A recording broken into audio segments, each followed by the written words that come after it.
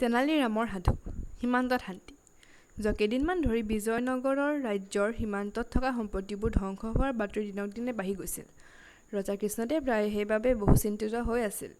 তেওঁ এদিন তৎক্ষণাৎ মন্ত্ৰীসকলৰ এখন সভা আহ্বান কৰিলে আৰু মন্ত্ৰীসকলৰ পৰা সেই বিষয়ে পৰামৰ্শ বিচাৰিলে। প্ৰধান সেনাপতিজনে ক'লে, মই ভাবোঁ চুবুৰীয়া ৰাজ্যৰ চোৰাংচোৱাবোৰেই কাম কৰি আছে। আমি সিহঁতক ধৰিবলৈ অনুসন্ধান আৰম্ভ কৰিব লাগে। আমি সীমান্তত থকা সৈন্যবোৰৰ সংখ্যা বঢ়াই দিব লাগে যাতে সীমান্ত সুৰক্ষিত হৈ থাকে, প্ৰধানমন্ত্ৰীজনে ক'লে। তেতিয়া ৰজা কৃষ্ণদেৱ ৰায়ে তেনালী ৰামলৈ চালে। মই ভাবোঁ যে আমি সীমান্তত এখন শক্তিশালী দেৱাল বনাব লাগে আৰু সৈন্যসকলে সেইখন নিৰন্তৰে পহৰা দিব লাগে, তেনালী ৰামে পৰামৰ্শ দিলে।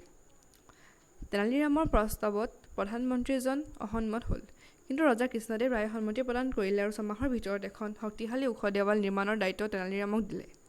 6 মাহ পাৰ হৈ গ'ল, কিন্তু তেতিয়াও দেৱাল নিৰ্মাণৰ কাম আৰম্ভ হোৱা নাছিল। যেতিয়া ৰজা কৃষ্ণদেৱ ৰায়ে এই কথাটো গম পালে, তেওঁ তেনালী ৰামক সভালৈ মাতিলে আৰু দেৱাল নিৰ্মাণ কৰা কাৰ্য পলম হোৱাৰ কাৰণ সুধিলে। তেতিয়া তেনালী ৰামে হাতজোৰ কৰি ৰজাক ক'লে, মহাৰাজ, পৰ্বত এটাই আমাৰ কামৰ মাজত বিঘিনি আনিছে।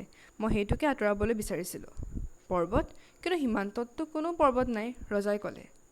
ঠিক তেতিয়াই প্ৰধানমন্ত্ৰীজনেও ক'লে, মহাৰাজ, মই ভাবোঁ তেনালী ৰামে নিজৰ সুস্থিৰতা হেৰুৱাই পেলাইছে।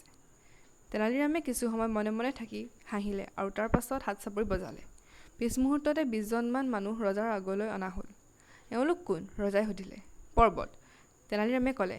এওঁলোক চুবুৰীয়া ৰাজ্যৰ অনুপ্ৰৱেশকাৰী। তেওঁলোকে আমি দিনত নিৰ্মাণ কৰা দেৱালখন ৰাতি হ'লে ভাঙি পেলায়। বহুত কষ্টৰে এওঁলোকক ধৰা হৈছে। আমি এওঁলোকৰ পৰা বহুতো অস্ত্ৰ পাইছোঁ। যোৱা কেইমাহমান ধৰি এওঁলোকৰ আধা সংখ্যককে ধৰা হৈছিল। কিন্তু কি তেনালী? কিয় এওঁলোকক শাস্তি বিহা হোৱা নাই? ৰজাই আগ্ৰহেৰে সুধিলে।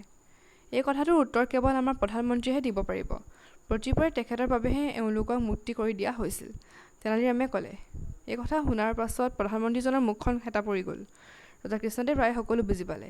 তেওঁ তেনালী ৰামক সীমান্তৰ সকলো সুৰক্ষাৰ দায়িত্ব দিলে আৰু সেই দুৰ্নীতিপৰায়ণ প্ৰধানমন্ত্ৰীজনক কাৰাদণ্ড বিহিলে।